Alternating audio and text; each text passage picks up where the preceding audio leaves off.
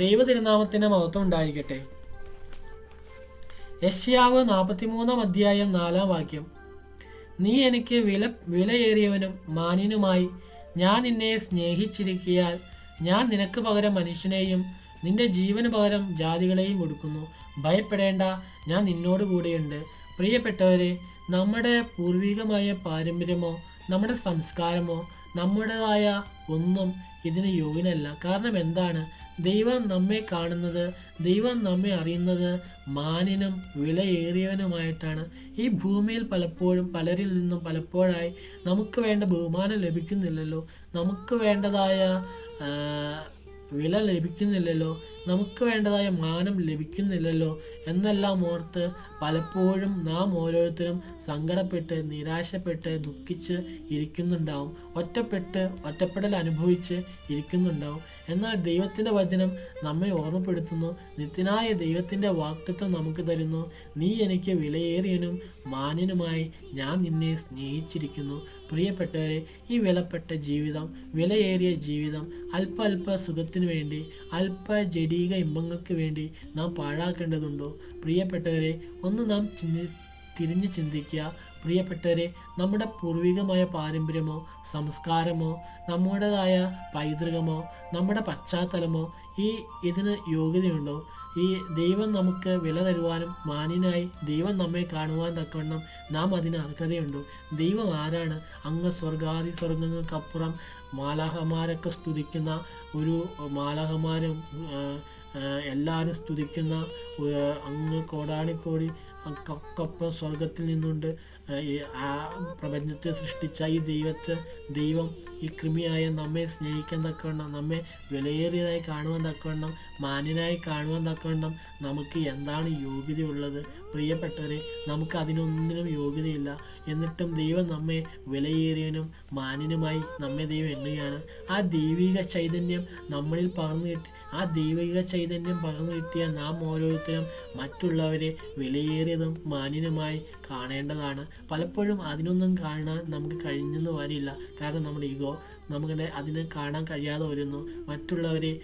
മറ്റുള്ളവരെ മാന്യനും ശ്രേഷ്ഠനുമായി കാണുവാൻ തക്കണം ദൈവം നമ്മെ സഹായിക്കട്ടെ എന്ന് ആശംസിക്കുന്നു. പ്രിയപ്പെട്ടവരെ, സദൃശ്യവാക്യങ്ങൾ 7 1 വാക്യം.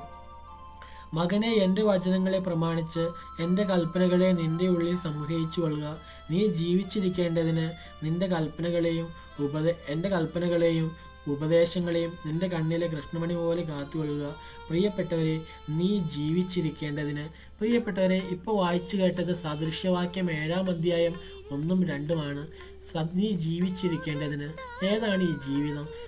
ആദാമും ഹവ്വയും ഇരുവരോടും ദൈവം കൽപ്പിച്ചു, വൃക്ഷത്തിൻ്റെ നടുക്കുള്ള വൃക്ഷത്തിൻ്റെ ഫലം തിന്നരുതെന്ന്. അങ്ങനെ തിന്നു കഴിഞ്ഞാൽ മരിച്ചു പോകുമെന്ന് ദൈവം കൽപ്പിച്ചു. എന്നിട്ടും ഇരുവരും ഫലം കഴിച്ചു. അവർ ഏദൻ തോട്ടത്തിൽ നിന്ന് പുറത്തുപോയി. അവർ ദൈവകൽപ്പന ലംഘിച്ചത് മൂലം ഏദൻ തോട്ടത്തിൽ നിന്ന് പുറത്തുപോയി. എന്നിട്ടും വർഷങ്ങൾ അവർ ജീവിച്ചിരുന്നു. പ്രിയപ്പെട്ടവരെ, ഏതാണ് ഈ മരണം? ആത്മാവിൽ മരിച്ചു പോവുകയാണ്. പാപം വരുമ്പോൾ നാം ആത്മാവിൽ മരിച്ചു പോകുന്നു. പ്രിയപ്പെട്ടവരെ, 7 1 വാക്യം പറയുന്നു, മകനെ, എൻ്റെ വചനങ്ങളെ പ്രമാണിച്ച് എൻ്റെ കൽപ്പനകളെ നിൻ്റെ ഉള്ളിൽ സംഗ്രഹിച്ചു കൊള്ളുക. എൻ്റെ വചനങ്ങളെ പ്രമാണിച്ച്. ഏതാണ് ഈ വചനം? യോഹന്നാൻ എഴുതിയ സുവിശേഷം 1 1 വാക്യം.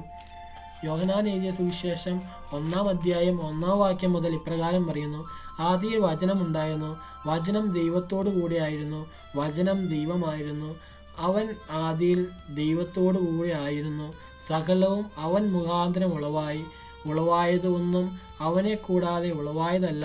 അവനിൽ ജീവൻ ഉണ്ടായിരുന്നു, ജീവൻ മനുഷ്യരുടെ വെളിച്ചമായിരുന്നു. വെളിച്ചം ഇരുളിൽ പ്രകാശിച്ചിരുന്നു, ഇരുളോ അതിനെ പിടിച്ചടക്കിയില്ല. ദൈവം അയച്ചിട്ട് ഒരു മനുഷ്യൻ വന്നു. പ്രിയപ്പെട്ടവരെ, ഏതാണ് ഈ വചനം? കർത്താവായ യേശുക്രിസ്തുവിനെ തന്നെയാണ് നമ്മുടെ ഉള്ളിൽ സംഗ്രഹിക്കേണ്ടത്. പ്രിയപ്പെട്ടവരെ, ഈ ലോകത്തിൻ്റെതായ ചിന്തകളും ഈ ലോകമയമായ കാര്യങ്ങൾക്കൊക്കെ നാം ഓടി നടക്കുമ്പോൾ പ്രിയപ്പെട്ടവരെ, നമ്മുടെ ഉള്ളിൽ സംഗ്രഹിച്ച് വെക്കേണ്ടത് നിധിയായിട്ട്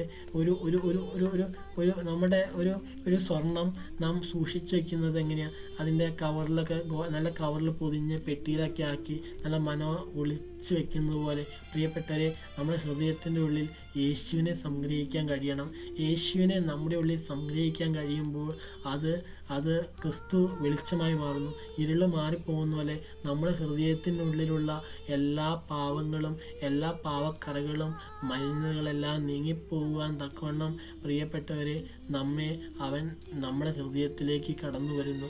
അതിനായി ഒന്ന് മാത്രം ചെയ്താൽ മതി. ഹൃദയത്തിൻ്റെ വാതിലുകൾ തുറന്നു കൊടുക്കണം. ഹൃദയത്തിൻ്റെ വാതിൽ തുറന്നു കൊടുക്കുമ്പോൾ അവിടെ കർത്താവായ യേശുക്രിസ്തുവിനെ ക്ഷണിക്കണം. പ്രിയപ്പെട്ടവരെ, യേശുക്രിസ്തു ക്ഷണിക്കുമ്പോൾ യേശുക്രിസ്തു അവിടെ വന്ന് നിൽക്കും.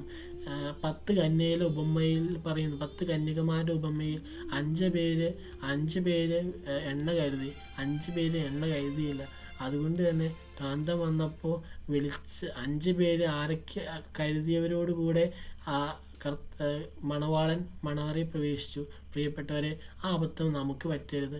കർത്താവായ യേശുക്രിസ്തു ഇപ്പോൾ ഹൃദയത്തിൽ മുട്ടുന്ന പ്രിയൻ്റെ സ്വരം നാം കേട്ടിട്ടും കേൾക്കാതെ പോകരുത്. മണിയറ കാഹളനാദം അങ്ങ് ദൂരെ മുഴങ്ങുമ്പോൾ പ്രിയപ്പെട്ടവരെ, രണ്ടാമത്തെ വരിയിൽ നാമും കർത്താവിനോട് കൂടെ എടുക്കപ്പെടുവാൻ തക്കവണ്ണം കർത്താവായ യേശുക്രിസ്തു സകല നന്മകളിൽ നിന്ന് നമ്മെ അനുഗ്രഹിക്കുമാറാകട്ടെ.